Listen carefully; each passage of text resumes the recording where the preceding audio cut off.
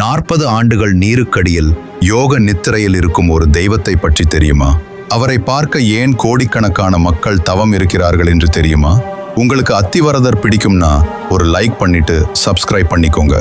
காஞ்சி வரதராஜ பெருமாள் கோவில் அனந்தசரஸ் குளத்திற்கு அடியில் உறங்கிக் கொண்டிருக்கும் ரகசியமே அத்திவரதர். புராணங்களின்படி பிரம்மதேவர் செய்த யாகத்தியிலிருந்து மகாவிஷ்ணு வெளிப்பட்டார். அத்தி மரத்தால் செதுக்கப்பட்ட அந்த திருமேனி யாகத்தின் வெப்பத்தை தணிக்க எப்போதும் குளிர்ந்த நீருக்குள்ளேயே இருக்க வேண்டும் என்பது ஐதீகம். மேலும் வரலாற்று படையெடுப்புகளிலிருந்து சிலையை பாதுகாக்க நம் முன்னோர்கள் அதை இரகசியமாக வெள்ளிப்பேழையில் வைத்து குளத்திற்கு அடியில் மறைத்து வைத்தனர்.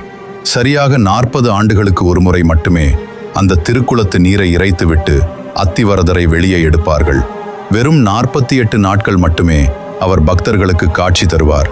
முதல் 24 நாட்கள் பள்ளி கொண்டிருக்கும் சயன கோலம், அடுத்த 24 நாட்கள் கம்பீரமான நின்ற கோலம்.